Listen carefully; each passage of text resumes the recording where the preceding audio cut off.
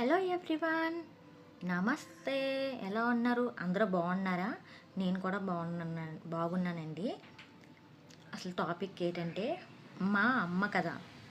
ఆత్మీయానికి హృదయానికి హత్తుకునేలా. మా అమ్మని చూసి చాలా విషయాలు నేర్చుకున్నానండి. అవి మీతో షేర్ చేసుకుంటాను. అది కూడా ఇలా ఏదో ఒక వర్క్ చేసుకుంటూ చూపిద్దామని చెప్పేసి నేనైతే స్టార్ట్ చేశానండి. ప్లీజ్ నా వీడియో ఎవరైనా నచ్చితే లైక్ చేయండి, సబ్స్క్రైబ్ చేసుకోండి ఫ్రెండ్స్.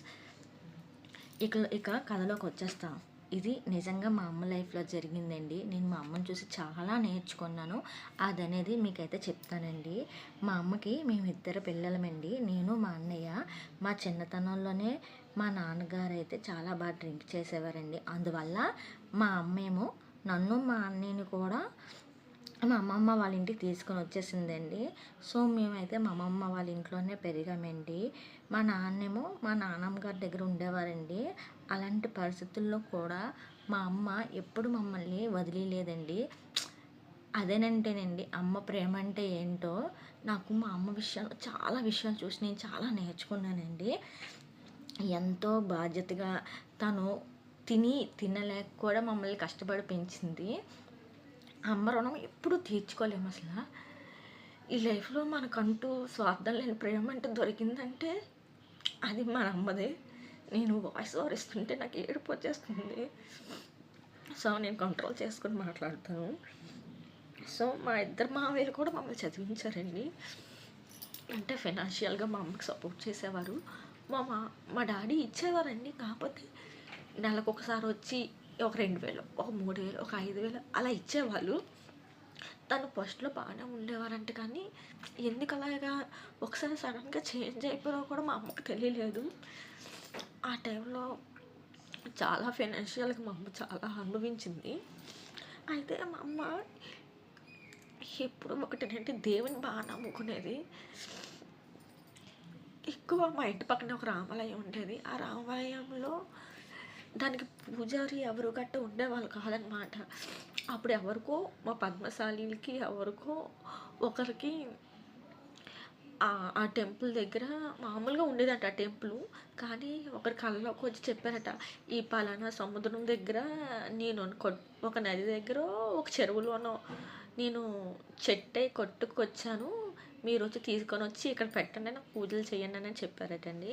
సో అలాగా మా అమ్మ మా క్యాస్ట్లో వాళ్ళు అయితే తెచ్చి ఆ గుడిలోని ఒక చెట్టులా ఉంటుంది అనమాట. అది బ్లాక్ కలర్గా దాన్ని తెచ్చి అక్కడ పూజించేస్తారనమాట. దానికి పంతులు గట్టి ఎవరు లేరు. ఎవరికి నచ్చితే వాళ్ళు వెళ్ళి పూజ చేసుకోవడమే. సో అలాగా దాని తాళాలు మా దగ్గర ఉండేవి.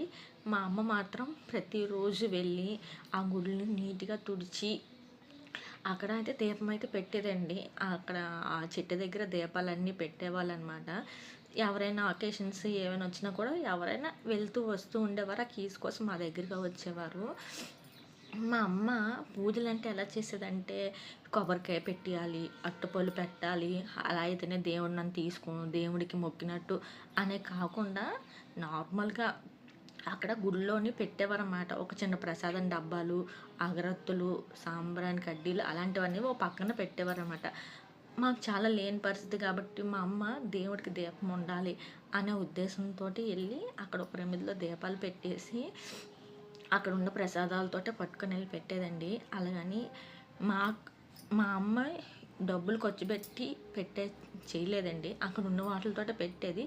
అలా అని మా ఇంట్లో ఉన్నవి కూడా తీసుకొని వెళ్ళి దేవుడికి పెట్టేది.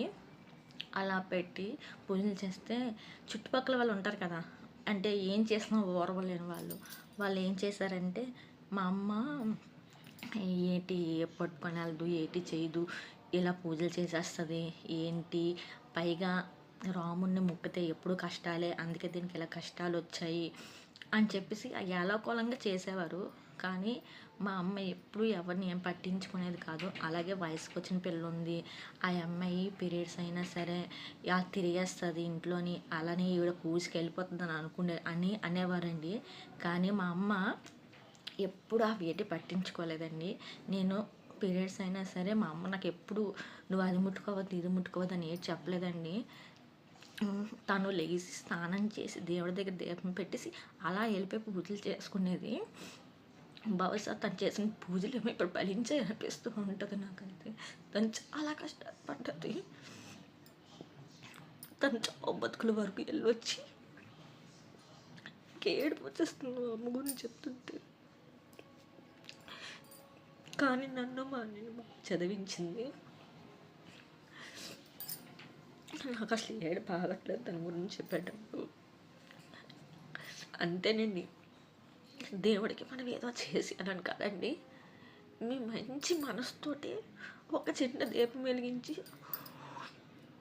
ఒక చిన్న ప్రసాదం ఒక పటికి బలం ఒక పెట్టినా దేవుడు తీసుకుంటాడని నేను అనుకుంటాను.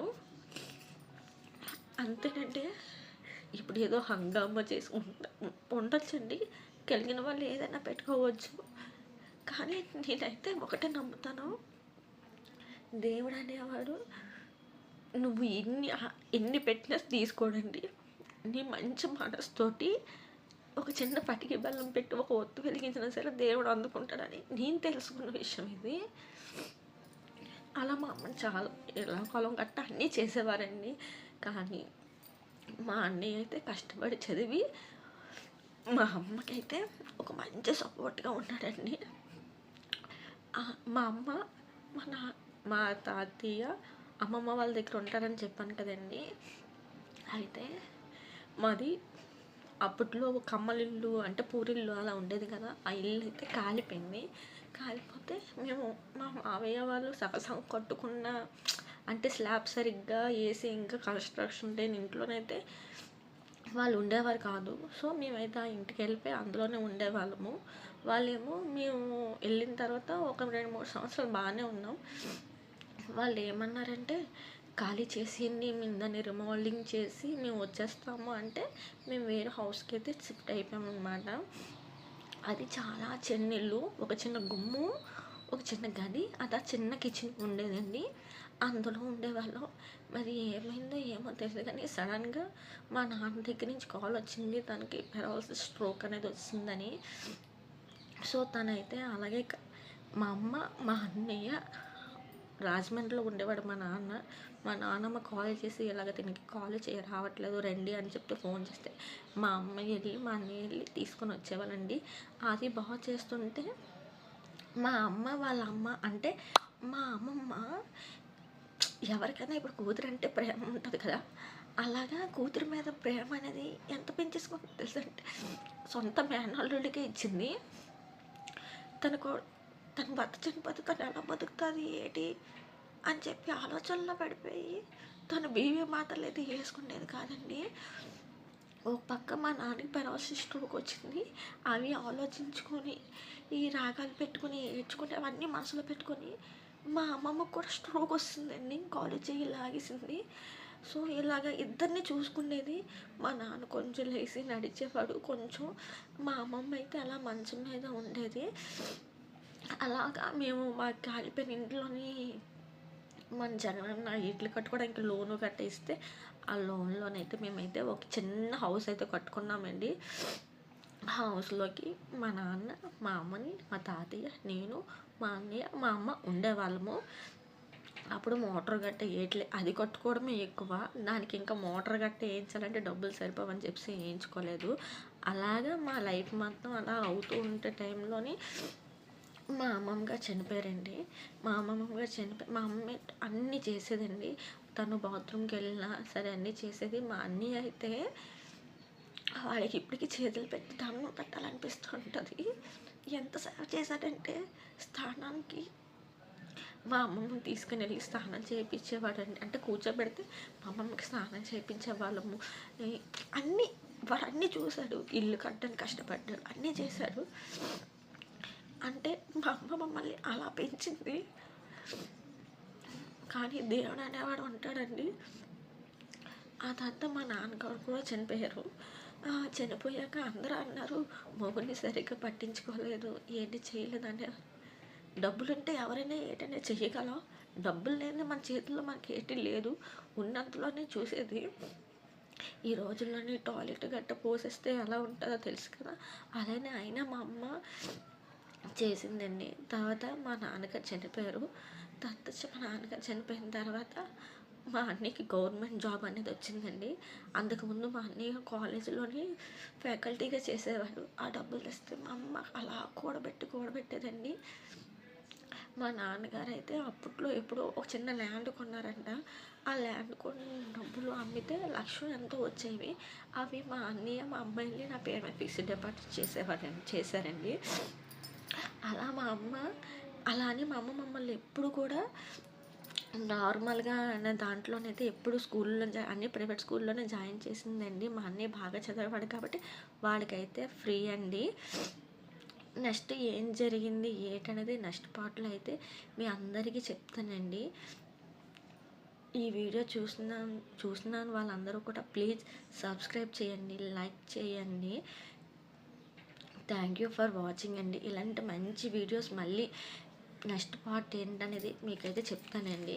నేను నెక్స్ట్ పార్ట్‌లో నా పెళ్ళి ఎలా సెట్ అయ్యింది, నా పెళ్ళికి మేము పడే పాటలేంటి నెక్స్ట్ వీడియోలో అయితే చెప్తానండి. Thank you for watching. Bye bye.